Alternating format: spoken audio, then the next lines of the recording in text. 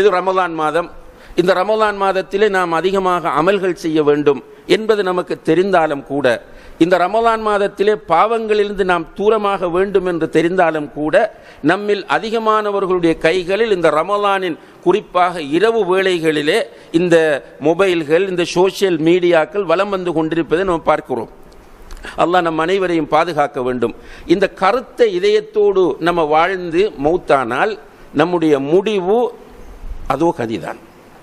அல்லாஹு தஆலா சூரத்து ஷம்ஸ் என்கிற அத்தியாயத்தில் தொடர்ச்சியாக 11 சத்தியங்கள் செய்கிறான்.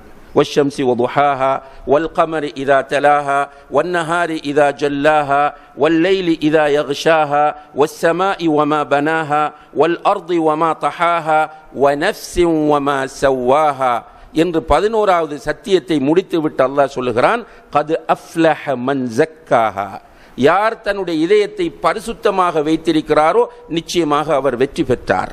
வகத் ஹாப மன் தஸ்ஸாஹா, யார் தன்னுடைய இதயத்தை கரைபடிய வைத்திருக்கிறாரோ நிச்சயமாக அவர் தோல்வி அடைந்து விட்டார்.